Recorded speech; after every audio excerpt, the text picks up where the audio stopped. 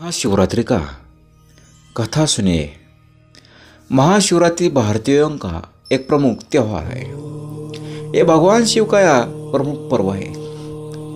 माघ फाल्गुन कृष्ण पक्ष चतुर्दशी को महाशिवरात्रि पर्व मनाया जाता है।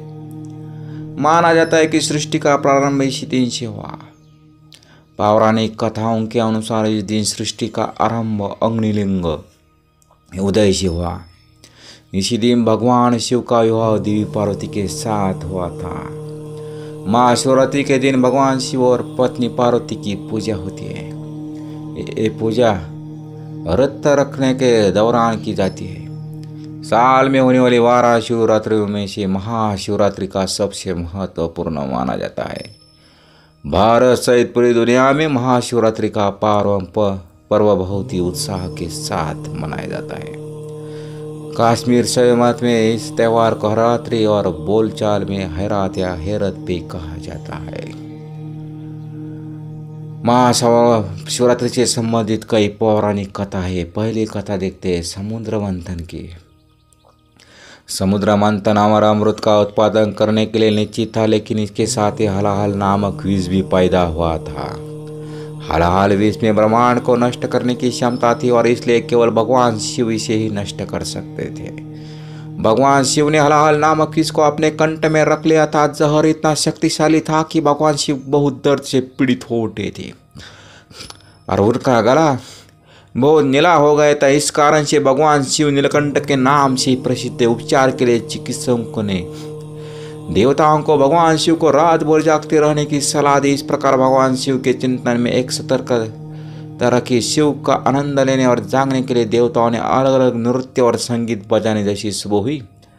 उनकी भक्ति से प्रसन्न भगवान शिव ने उन्हें सभी को आशीर्वाद दिया और शिवरात्रि इस घटना का उत्सव है जिससे शिव ने दुनिया को बचाया और तब से इस दिन भक्त उपवास करते हैं। एक बार पार्वती जी ने भगवान शिव शंकर से पूछा, ऐसा कौन सा श्रेष्ठ तथा सरल व्रत पूजन है जिससे मृत्युलोक के प्राणी आपकी कृपा सहज ही प्राप्त कर लेते हैं।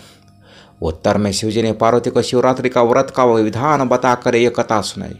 एक बार चित्रभानु नामक एक शिकारी था। पशुओं की हत्या करने और वह अपने कुटुंब को पालता था। वह एक साहूकार का ऋणी था, लेकिन उसका ऋण समय पर न चुका सका। क्रोधित साहूकार ने शिकारी को शिवमठ में बंदी बना लिया और स्वयं से उस दिन शिवरात्रि थी। शिकारी ध्यान मग्न होकर शिव संबंधी धार्मिक बातें सुनता रहा। चतुर्दशी को उसने शिवरात्रि व्रत की कथा भी सुनी। संध्या होते ही साहूकार ने उसे अपने पास बुलाया और ऋण चुकाने के विषय में बात की। शिकारी अगले दिन सारा ऋण लौटा देने का वचन देकर बंधन से छूट गया। अपनी दिनचर्या की भांति वह जंगल में शिकार के लिए निकला, लेकिन दिन भर बंदी गृह में रहने के कारण भूख प्यास से व्याकुल था। शिकार करने के लिए वह एक तालाब के किनारे बेल वृक्ष पर पड़ाव बनने लगा। बेल वृक्ष के नीचे शिवलिंग था जो बिल्वपत्रों से ढका हुआ था। शिकारी को उसका पता न चला और पड़ाव बनाते समय उसने जो टहनियाँ तोड़ी हुए संयोग से शिवलिंग पर गिरी। इस प्रकार दिन भर भूखे प्यासे शिकारी का व्रत भी हो गया। शिवलिंग पर बेलपत्र भी चढ़ गए। एक प्रहर रात्रि बीत जाने पर एक गर्भिणी मुर्गी तालाब पर पानी पीने पहुंची। शिकारी ने धनुष पर तीर चढ़ाकर जो ही प्रत्यंचा खींची। मुर्गी बोली, मैं तो गर्भिणी हूँ, शीघ्र ही प्रसव करूंगी। तुम एक साथ 2 युग की हत्या करोगे तो ठीक नहीं हुई। मैं बच्चों को जन्म देकर शीघ्र ही तुम्हारे समक्ष प्रस्तुत हो जाऊंगी, तब मार लेना। शिकारी ने प्रतिज्ञा ढिच्ची कर जो मुर्गी जंगली झाड़ियों में लुप्त हो गए। कुछ ही देर एक बाद और मुर्गी उधर से निकली और शिकारी की प्रसन्नता का ठिकाना न रहा। समीप आने पर उसने धनुष पर बाण चढ़ाया। तब उसी देख मुर्गी ने विनम्रतापूर्वक निवेदन किया, हे पार्वती, मैं थोड़ी देर पहले ऋतु से निवृत्त हुई हो, कामातुर विरणी हो, अपने प्रिय की खोज में भटक रहे हो। मैं अपने पति से मिलकर शीघ्र ही तुम्हारे पास आ जाऊंगी। शिकारी ने उसे भी जाने दिया। 2 बार शिकार को खोकर उसका माथा ठनका और वो चिंता में पड़ गया। रात्रि के आखिरी पर बीत रहा था। तभी एक अन्य मुर्गी अपने बच्चे के साथ उधर से निकली। शिकारी के लिए यह स्वर्णिम अवसर था। उसने धनुष्य पर तीर चढ़ाने में देर नहीं लगाई। वो तीर छोड़ने वाला था। मुर्गी बोली, अरे पार्वती, मैं इन बच्चों की इनके पिता के हवाले करके लौट आऊंगी। उस समय मैं शिकारी हंसा और बोला, सामने आई शिकार को छोड़ दूं, मैं ऐसा मूर्ख नहीं। इससे पहले मैं 2 बार अपना शिकार खो चुका। मेरे बच्चे भूखे प्यासे तड़प रहे होंगे। उत्तर में मुर्गी ने फिर कहा, मैं जैसे तुम्हें अपने बच्चों की ममता सता रहे, ठीक वैसे ही मुझे भी, इसलिए सिर्फ बच्चे के नाम पर थोड़ी देर के लिए जीवनदान मांग रही हो। हे पारदी, मेरा विश्वास कर, मैं इन्हें इनके पिता के पास छोड़कर तुरंत लौट के प्रतिज्ञा करती हूँ।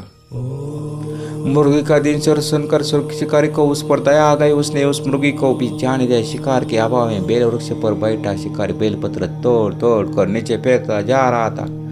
पौ फटने के हुई तो एक हुष्ट पुष्ट मुर्गी उसे रास्ते पर आए। शिकारी ने सोच लाया कि इसका शिकार वो अवश्य करेगा। शिकारी के तन प्रतिष्ठा देकर मुर्गी ने तो स्वर में बोला, ये पारदी भाई, यदि तुमने मुझसे पूर्व आने वाले 3 मुर्गियों तथा छोटे छोटे बच्चों को मार डाला है तो मुझे भी मारने में विलम्ब न करो, ताकि मुझे उनके वियोग में एक क्षण भी दुख न सहना पड़े। मैं उन मुर्गियों का पति हूँ। यदि तुमने उन्हें जीवनदान दिया है तो मुझे भी कुछ क्षण का जीवनदान देने की कृपा करो। मैं उनसे मिलकर तुम्हारे समक्ष उपस्थित हो जाऊंगा। मृग की बात सुनने को शिकारी के सामने पूरी रात का घटना चक्र घूमकर सारी कथा मृग को सुना दी। तब मृग ने कहा, मेरी तीनों पत्नियां जिस प्रकार प्रतिज्ञाबद्ध होकर गई है, मेरी मृत्यु से अपने धर्म का पालन नहीं कर पाएंगे। अतः जैसे तुमने उन्हें विश्वास पात्र मानकर छोड़ाए, वैसे मुझे जाने दो। मैं उन सबके साथ तुम्हारे सामने शीघ्र उपस्थित होता हूँ। और उपवास रात्रि जागरण तथा शिवलिंग पर बेलपत्र चढ़ने से शिकारी का हिंसक हृदय निर्मल हो गया था। उसमें भगवत भक्ति का वास हो गया था। धनुष तथा बाण उसके हाथ से सहज छूट गए। भगवान शिव की अनुकंपा से उसका हिंसक हृदय कारुणिक भाव से भर गया और वह अपने अतीत कर्मों के याद करके पश्चाताप की ज्वाला में जलने लगे। थोड़ी देर बाद वह मृग सपरिवार शिकार के समक्ष उपस्थित हो गया ताकि वह उनका शिकार कर सके, किंतु जंगली पशुओं की ऐसी सत्यता, सात्विकता एवं सामूहिक प्रेम भावना देखकर शिकारियों को बड़ी ग्लानि हुई। उनके नेत्रों से आंसुओं की झड़ी लग गई और उस मुख प्रयोग को न मारकर शिकारी ने अपने कठोर हृदय को जीव हिंसा से हटा सदा के लिए कोमल एवं दयालु बना लिया। और देवलोक से समस्त देव समाज भी इस घटना को देख रहे थे। घटना की परिणति होती देवदेवताओं ने पशु पर पुष्प वर्षा की। तब शिकारी तथा मूर्ख परिवार को सबको मोक्ष प्राप्त हो गया। शिवगुरु उनको आने के लिए इस धरती पर आ गए और सबको लेके गए। बाद में देखते अनुष्ठान।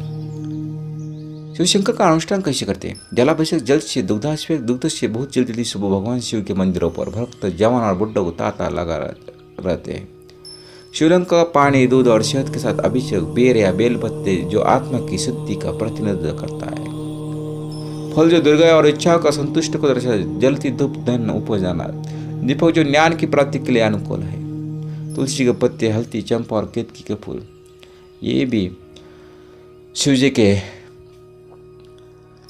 लिंग पर चढ़ा जा सकते हैं। शिव जी के 12 लिंग देखते हैं जो पूरे भारतवर्ष में है। सोमनाथ ये शिवलिंग गुजरात में काठियावाड़ में स्थित है। श्री क्षेत्र मल्लिकार्जुन मद्रास में कृष्णा नदी के किनारे में पर्वत पर स्थापित है। महाकाल उज्जैन में अवंती नगर में स्थापित महाकालेश्वर शिवलिंग है।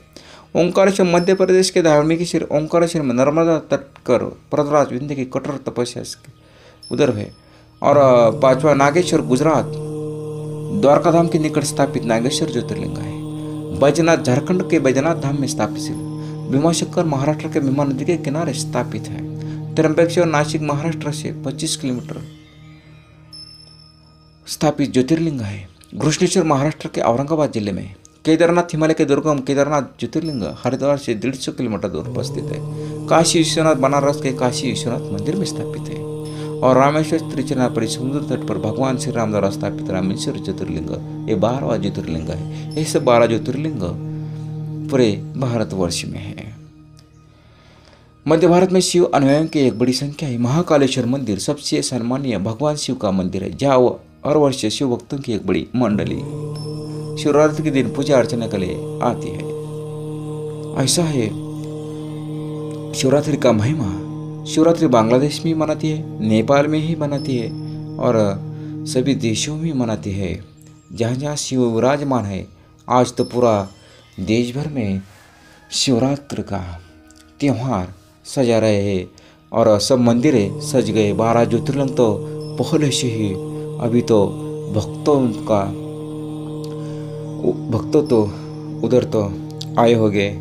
ऐसा ही महिमा इस शिवरात्रि का मैं योगी जी ठाणगे आपके सामने पेश किया। अच्छा लगा तो ज़रूर सब्सक्राइब ज़रूर करना और ये महिमा तो ज़रूर सुनना। और यह अपनी पौराणिक कथाएं ज़रूर एक बार सुनो, पढ़ो, क्योंकि ओम नाम का जप करने से सब पीड़ाएं दूर हो जाती है। आपको मन को शांत करने वाला यह मंत्र, यह है भोलेनाथ का शिव मंत्र। ये भी हर रोज़ 5 मिनट जब करेंगे तो आत्मा शांति लगेगी। चलो, जितनी कथा मिली उतना आपके सामने पेश किया। ओम नमः शिवाय, ओम नमः शिवाय।